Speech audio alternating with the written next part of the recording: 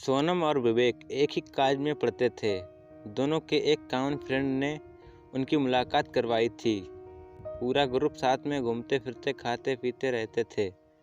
पर सोनम और विवेक की नज़दीकियाँ बढ़ने लगीं। देखते ही देखते उनको एक दूसरे से प्यार हो गया। अब वह दोनों अकेले वक्त बिताने लगे। भाग में घूमना, साथ में मूवी देखना, साथ में पढ़ना, वह हर चीज़ एक साथ ही करते थे। देखते देखते कॉलेज खत्म हो गया और उनका मिलना भी कम हो गया। एक बार सोनम और विवेक दोनों एक समुद्र किनारे बैठे थे।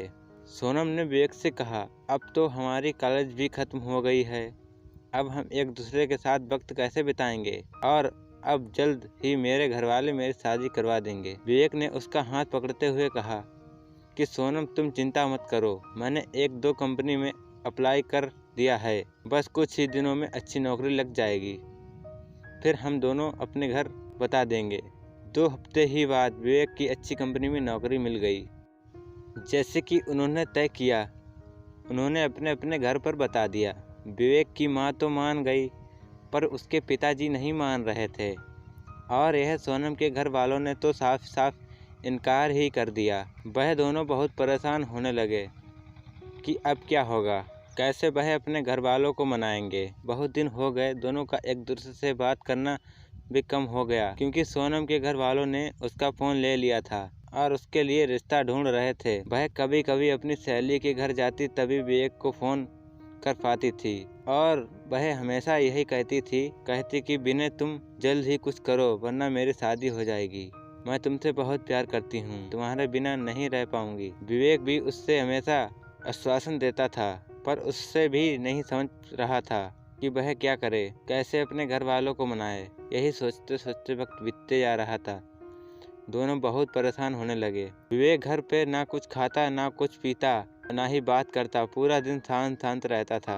यह देखकर उसकी माँ से नहीं रहा गया, और उसने अपने पति को समझाया कि मुझे मेरे बेटे की खुशी से बढ़कर कुछ नहीं है, और अब अगर उसकी शादी हो गई तो सोनम से होगी, अगर उसकी शादी होगी तो सोनम से ही होगी। कल ही उसके घर जाके उसके माँ बाप से बात करो। अगले दिन विवेक के पापा सोनम के घर गए और सोनम के माँ बाप से बात की, और उन्होंने समझाया कि हमारे बच्चों की खुशी में ही हमारी खुशी है। मेरा बेटा एक अच्छी कंपनी में काम करता है और उसकी तनख्वाह भी अच्छी है, वह आपकी बेटी को खुश रखेगा। विवेक के पिताजी की बात सुनकर सोनम के माँ बाप मान गए और शादी के लिए राजी हो गए। विवेक और सोनम की शादी धूमधाम से हो गई। दोनों बहुत खुश थे। वह अपने हनीमून के लिए शिमला गए। हनीमून से लौटते ही विवेक अपने काम पे लग गया। दोनों की जिंदगी हंसी खुशी बीत रही थी कि शादी को अब 2 साल होने वाले थे, पर उन्हें अभी तक बच्चा नहीं हुआ। घर वाले और रिश्तेदार सोनम से यही सवाल हमेशा पूछते थे कि खुशखबरी कब दे रही हो। वह हमेशा मुस्कुरा कर बात टाल देती थी। विवेक और सोनम भी बच्चा चाहते थे, पर उन्हें हो नहीं रहा था। बहुत डॉक्टरों को दिखाया, सब टेस्ट भी करवाए, लेकिन कुछ फायदा नहीं हुआ। सोनम की सास उसे एक बाबा के पास ले गई, वहाँ भी उसे निराशा ही हाथ आई। सोनम बहुत परेशान थी। उससे यही चिंता खाए जा रही थी कि वह कभी माँ नहीं बन सकती। 4 साल बीत गए, पर उसे कोई बच्चा नहीं हुआ। एक दिन विवेक ऑफिस से लौट रहा था तो उसकी माँ उसे चिल्लाने लगी कि तूने अपनी मर्जी से शादी की, अब देख रहा है ना, बच्चा भी हो रहा है, हमारा बंधन कौन आगे बढ़ाएगा। लोगों के ताने सुन सुनकर मेरे कान पक गए। आखिर हमें भी इच्छा होती है कि अपने पोते पोतियों को देखें। यही सब सोनम सुन रही थी। विवेक ने अपनी माँ को समझाया कि जरूरी नहीं कि आपकी बहू में ही कुछ कमी है, मुझ में तो हो सकती है, आप शांत हो जाइए। जैसे तैसे अपनी माँ को चुप कराया और अपने रूम में चला गया, जहाँ सोनम वहाँ बहुत रो रही थी। विवेक उसके पास गया और उसको गले लगाकर कहने लगा, तुम चिंता मत करो, सब ठीक होगा, मैं हूँ ना तुम्हारा साथ कभी नहीं छोड़ूंगा। और माँ की बात को बुरा ना मानो, वो ऐसे ही कहते हैं, गुस्से में जाने दो, खाना लगा दो, हम साथ ही खाएंगे। सोनम थोड़ा शांत हुई और खाना लेकर आई। दोनों ने साथ में खाना खाया और सोने लगी। पूरी रात सोनम यही सोचती रही कि कैसे औरत हूँ जो अपने पति को एक बच्चा न दे पाई।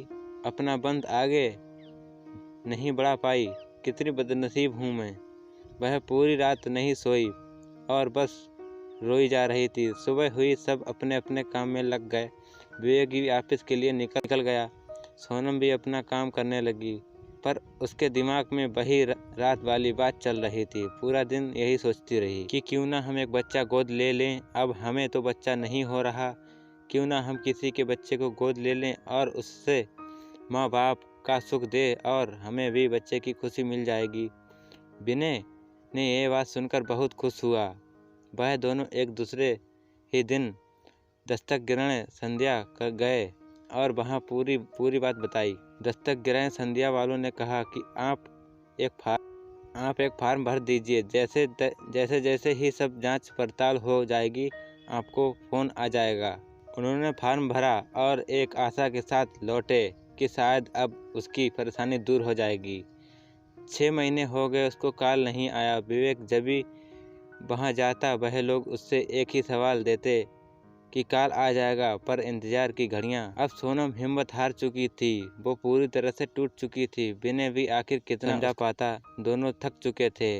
उन्हें अभी कोई उम्मीद नहीं रही कि वह कभी माँ बन पाएंगे। पर विवेक ने सोनम का साथ कोशिश करना नहीं छोड़ा। पर वह एक दिन संस्था जाता था। इंतजार करते करते 8 महीने हो गए। एक दिन अचानक विवेक को कॉल आता है कि आप दस्तक ग्रहण संस्था में आ जाएं, आपके लिए एक खुश खबर है। उन्होंने तुरंत सोनम को फ़ोन करके दस्तक ग्रहण संस्था अचानक आने के लिए कहा। दोनों वहां पहुंच गए तो उन्हें पता चला कि उनको एक बेटी गोद दी जा रही है, जो कि सिर्फ 5 महीने की है। विनय और सोनम की खुशी का ठिकाना नहीं रहा। विवेक तो खुशी के मारे नाचने लगा। वह दोनों उस बच्ची को लेकर घर आए। विनय की माँ उनका पूजा की थाली से स्वागत किया। उन्होंने उनका नाम किरण रखा, जैसे वह उनकी ज़िंदगी में आशा की तरह किरण हो। वह सब बहुत खुश थे। आखिर उन्हें अपनी बेटी जो मिल गई थी और वह अच्छे से खुशहाल ज़िंदगी जीने लगे। बस यही होता है प्यार में, जो हर वक्त तुम्हारा साथ दे और यकीन दिलाए कि हमारी परेशानियां हमसे छोटी हैं और हमें कभी अपने ज़िंदगी में उम्मीद नहीं छोड़नी चाहिए। विश्वास हो तो हम सब कुछ कर सकते हैं। यह कहानी आपको कैसी लगी कमेंट करके ज़रूर बताएं और वीडियो को लाइक और चैनल को सब्सक्राइब ज़रूर करें। धन्यवाद।